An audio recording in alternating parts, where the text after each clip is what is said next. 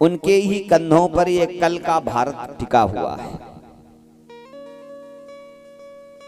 और सच बताएं ना तो ये जो कथा होती है ना वो तो केवल बच्चों के लिए ही होती है। हमारा आपका तो काफी समय बीत गया है। हाँ, तो जो आने वाला कल है, हाँ, इसलिए कथा में बच्चों को जरूर लाना चाहिए। हाँ, एक छोटी सी बात बताएं ना। एक बार ऐसे कथा हो रही थी तो जो व्यास जी थे उन्होंने कहा कि देखो, कथा अगर सुन रहे हो तो कथा का कुछ असर जरूर होना चाहिए। सुबह उठना चाहिए, माता पिता के चरणों को रखना चाहिए, प्रणाम करना चाहिए। एक बालक था, उसको कथा का कुछ असर हुआ।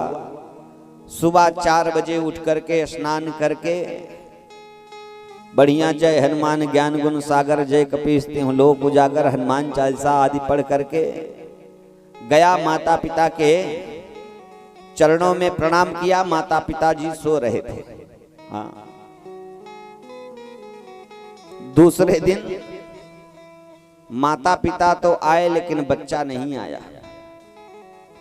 तो व्यास जी ने कहा, क्यों भैया, एक बच्चा आता था आपके साथ, वो आज नहीं आया?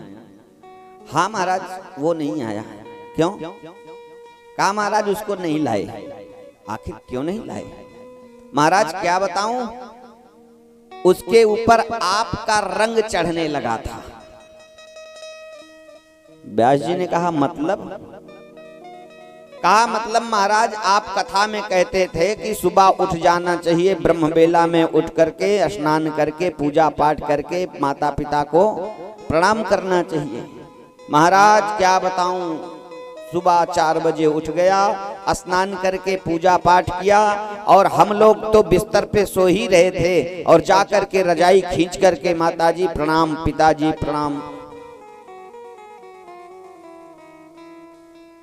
इसलिए महाराज उसको हमने कथा में लाना बंद कर दिया।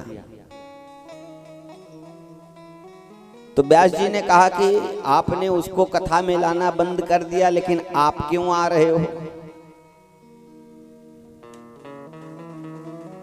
तो जानते हो उसका क्या उत्तर था?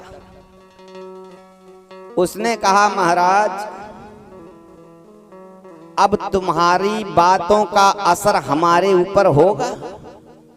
हाँ, हमार उम्र हो गई 60 बरिस। हाँ, अब तुम कहल करा और हम सुनल करी, बाकी अमल करने की बात नहीं है। हाँ, तो ध्यान से सुनना, कथा का असर विशेष करके बच्चों पे पड़ता है।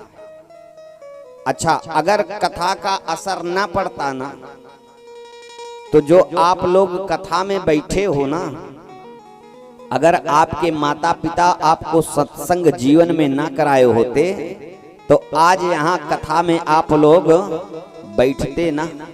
क्योंकि बचपन में जब आपको कथा का